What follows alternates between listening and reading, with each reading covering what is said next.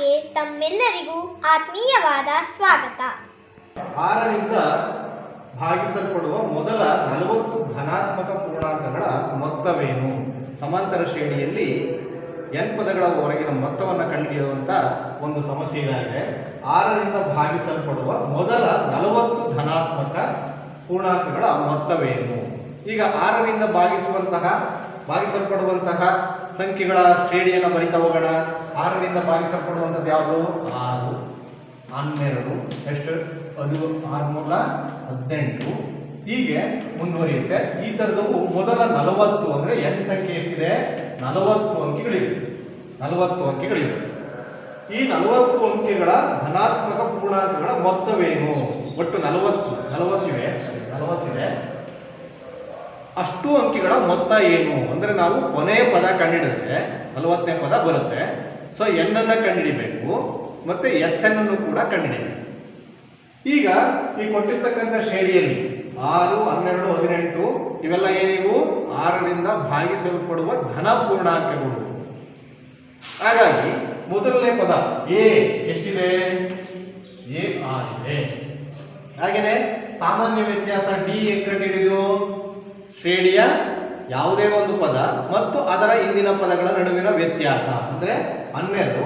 ಅಲ್ಲಿ ಇನ್ನೊಂದು ಅಂತಂದ್ರೆ 12 ಮೈನಸ್ 6 ಈಕ್ವಲ್ಸ್ ಎಷ್ಟು? 6. ಡಿ ಎನ್ ಅಂದರೆ ಒಟ್ಟು 40 ಧನಾತ್ಮಕಗಳವರೆಗಿನ ಮೊತ್ತವನ್ನು ಕಂಡುಹಿಡಿಯಿರಿ ಅಂತ ಹೇಳಿದರೆ ಎನ್ ಅಂದರೆ 40 ಆಯಿತು. ಸೊ ಎ ಎನ್ ಅಂದರೆ ಕೊನೆಯ ಪದ, ಲಾಸ್ಟ್ ಟರ್ಮ್ ಎ ಎನ್ ಅನ್ನು ಕಂಡುಹಿಡಿಯಬೇಕು ಮತ್ತು ಎಸ್ ಎನ್ ಪದ 40 ಪದಗಳವರೆಗಿನ ಮೊತ್ತವನ್ನು ಕಂಡುಹಿಡಿಯಬೇಕು. ಮೊದಲು ಕೊನೆ ಪದವನ್ನು ಕಂಡುಹಿಡಿಯೋದಕ್ಕೆ ನಮ್ಮ ಸೂತ್ರ ಗೊತ್ತಿದೆ.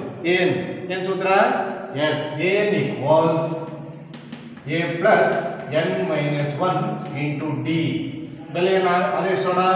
ಎ ಅಂತಂದರೆ ಮೊದಲನೇ ಪದ 6 ಪ್ಲಸ್ ಎನ್ ಅಂದರೆ 40 ಇವೆ, 40 ಮೈನಸ್ 1 ಇಂಟು ಡಿ ಅಂದರೆ 6. ಸೊ 6 ಪ್ಲಸ್ 40ರಲ್ಲಿ 1 ಕಳೆದ್ರೆ 39 ಇಂಟು 6. ಸೊ 6 ಪ್ಲಸ್ 39ಅನ್ನು 6ರಿಂದ ಗುಣಿಸೋಣ.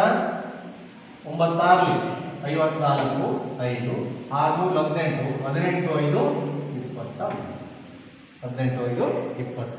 ಟೋಟಲ್ ಮಾಡಿ 6 ಪ್ಲಸ್ 234 ಕೂಡಿದ್ರೆ 240. ಇವೇನಿದು? ಎಲ್ ಕೊನೆಯ ಪದದ ಸಂಖ್ಯೆ. ಕೊನೆಯ ಪದ ಯಾವುದಾಗಿದೆ? 240 ಆಗಿದೆ. ಈಗ ಮೊತ್ತವನ್ನು ಕಂಡುಹಿಡಿಯಬೇಕು. S N is equal to ಕೊನೆಯ ಪದ ಗೊತ್ತಿದ್ದು ಮೊದಲನೇ ಪದ ಗೊತ್ತಿದ್ರೆ ಯಾವ ಸೂತ್ರ ಬಳಸ್ತೀವಿ? S N equals n/2 into A plus L ಅಥವಾ ಎ ಪ್ಲಸ್ ಎ ಎನ್ ಅಂತ ಹೇಳ್ತೀವಿ.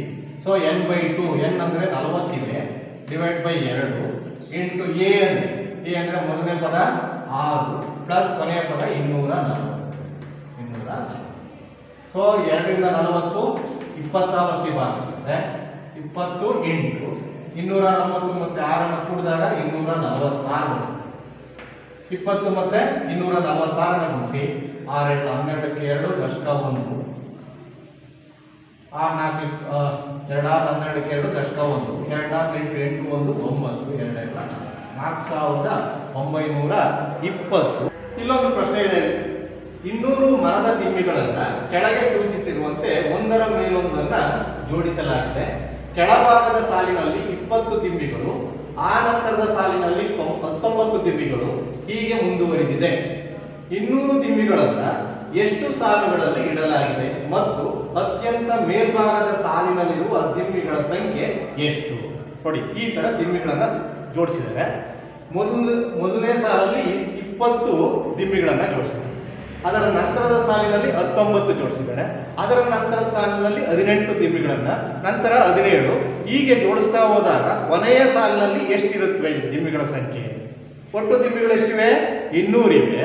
ಹಾಗಾಗಿ ಕೊನೆಯ ದಿಮ್ಮಿನಲ್ಲಿರ್ತಕ್ಕಂತಹ ಸಂಖ್ಯೆಗಳ, ಕೊನೆಯ ಸಾಲಿನಲ್ಲಿರುವಂತಹ ದಿಮ್ಮಿಗಳ ಸಂಖ್ಯೆ ಎಷ್ಟು ಅನ್ನೋದನ್ನು ನಾವು ಕಂಡುಹಿಡಿಯಬೇಕಾಗುತ್ತೆ.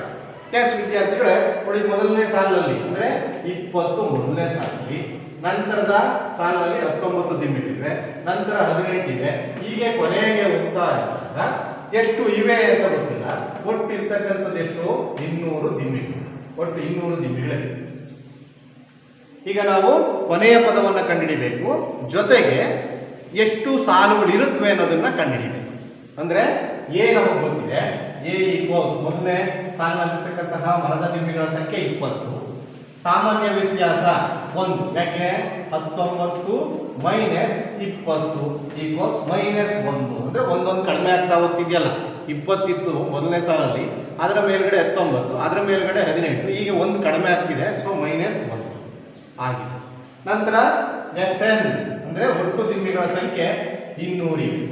ನಾವು ಕಂಡುಹಿಡಿಯಬೇಕಾಗಿದ್ದು ಎಷ್ಟು ಸಾಲುಗಳನ್ನು ಜೋಡಿಸಿರ್ತಾರೆ, ಮತ್ತೆ AN ಅಂದ್ರೆ ಕೊನೆಯ ಪದ, ಕೊನೆಯ ಸಾಲುಗಳಲ್ಲಿ ಎಷ್ಟು ಮರದ ದಿಮ್ಮಿ ಇವೆ ಅನ್ನೋದನ್ನ ಗೊತ್ತಿದೆ. ಮೊತ್ತವನ್ನು ಕಂಡುಹಿಡಿಯೋದಕ್ಕೆ SN n/2 × 2a + n - 1 × d ಅಂತ ಇದೆ. ಈಗ ಗೊತ್ತಿರತಕ್ಕಂಥ ಬೆಲೆ ಏನಾಗೋಣ, 2 × 20 ಈಕ್ವಲ್ಸ್ ಪ್ಲಸ್ n - 1 × d ಅಂದರೆ -1 ಈಕ್ವಲ್ಸ್ 200. ಸೊ n/2 ಈ 2ನ ನಾನು ಇಲ್ಲಿ ಗುಣಿಸ್ಕೊಂಡಿದ್ದೀನಿ. 2 × 20 ಅಂದರೆ 40 ಆಯಿತು. 40 ಮೈನಸ್, ಯಾಕೆ minus, minus into plus minus 1 × n 1, minus into minus plus 1 ಅಂತ 1. ಸೊ ಗುಣಿಸಿದಾಗ ನಮಗೆ ಎಷ್ಟು ಬರುತ್ತೆ ಅಂತ ನಾವು ನೋಡೋದಾದ್ರೆ ಇಲ್ಲೊಂದು ಇನ್ನೊಂದು ಸ್ಟೆಪ್ಪನ್ನು ಬರೆಯೋಣ. n × 40 + 1 41 minus n equals 4. ಗುಣಿಸಿ 41n ಮೈನಸ್ n² ಮೈನಸ್ ಈ 400 ಈ ಕಡೆ ತಗೊಂಬೋಣ, -4 ಈಕ್ವಲ್ಸ್ 1. ಈಗ n² ಅನ್ನು ಮೊದಲೇ ಇಡಬೇಕು ಆಗಿರೋದ್ರಿಂದ -1ರಿಂದ ಗುಣಿಸಿದಾಗ n² minus 41n plus 400 equals 1. ಈಗ 400ರ ಅಪವರ್ತನಗಳನ್ನು ಕಂಡುಹಿಡಿದು ಆ ಅಪವರ್ತನಗಳಲ್ಲಿ ಜೋಡಿ ಸಂಖ್ಯೆಗಳನ್ನು ಗುರುತಿಸಿ ಅವುಗಳನ್ನು ಗುಣಿಸಿದ್ರೆ 400 ಬರಬೇಕು. ಕೂಡಿದ್ರೆ ಅಥವಾ ಕಳೆದ್ರೆ ಈ ಮಧ್ಯದ ಬರಬೇಕು, p + q ಮತ್ತೆ p × q ಅನ್ನುವಂಥ ಲೆಕ್ಕಾಚಾರದ ಮೇಲೆ ಈಗ 41 ಯಾವ್ದು ಬರುತ್ತೆ, ಈಗ 400 ಅಂತ ನೋಡೋಣ. 2ರಿಂದ ನಾವು ಗುಣಿಸೋಣ. 2 200 ಮತ್ತೆ 2 100, ನೆಕ್ಸ್ಟ್ 2 50 100, 2 25 100, 5 5. ಸೊ ಈಗ ನಾವು ಯಾವ ಸಂಖ್ಯೆಗಳನ್ನು ತೆಗೆದುಕೊಂಡ್ರೆ ಈ 41 ಬರುತ್ತೆ, 2 2 4, 4 2 8, 8 2 16, 5 5 25, 16 5 20, 16 ಮತ್ತು 25 ಕೂಡಿದ್ರೆ 41 ಬರುತ್ತೆ.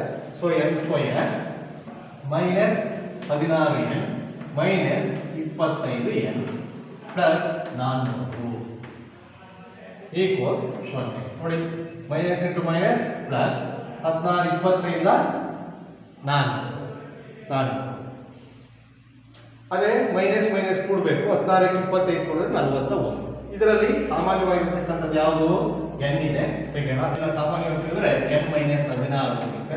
ನೆಕ್ಸ್ಟ್ ಇವೆರಡರಲ್ಲಿ ಮೈನಸ್ ತೆಗೆಯೋಣ, -25 ಅನ್ನು ತೆಗೆದ್ರೆ n - 16 equals 0. So n - 16 into n - 25 equals 1. So n - 16 equals 0 ಅಥವಾ n - 25 ಈಕ್ವಲ್ಸ್ 1. n ಈಕ್ವಲ್ಸ್ 16 ಅಂದರೆ ಒಟ್ಟು ಸಾಲುಗಳ ಸಂಖ್ಯೆ ಎಷ್ಟಿದೆ, 16 ಸಾಲುಗಳಿದೆ. an is equal to a plus n minus 1 into d equals a ಅಂತಂದ್ರೆ 20 ಪ್ಲಸ್ n ಅಂದರೆ ಒಟ್ಟು ಸಾಲುಗಳು ಎಷ್ಟು ಬಂದಿದೆ 16 ಮೈನಸ್ 1 ಈಕ್ವಲ್ಸ್ ಇಂಟು ಡಿ ಅಂದರೆ -1. 20 ಪ್ಲಸ್ 16 1 ಕಳೆದ್ರೆ 15 into -1. So 20 plus into minus -15 equals 15. So an equals 5. ಹಾಗೆಯೇ n ಈಕ್ವಲ್ಸ್ 16. ಅಂದರೆ ಒಟ್ಟು ಸಾಲುಗಳ ಸಂಖ್ಯೆ 16 ಇರುತ್ತೆ, ಅದರಲ್ಲಿ ಕೊನೆಯ ಸಾಲಲ್ಲಿ 5 ಇರುತ್ತೆ. ಈ ವಿಡಿಯೋ ನಿಮಗೆ ಇಷ್ಟವಾದಲ್ಲಿ ಲೈಕ್ ಮಾಡಿ, ಶೇರ್ ಮಾಡಿ, ಸಬ್ಸ್ಕ್ರೈಬ್ ಮಾಡಿ, ಪಕ್ಕದಲ್ಲಿರುವ ಬೆಲ್ ಐಕಾನನ್ನು ಕ್ಲಿಕ್ ಮಾಡಿ.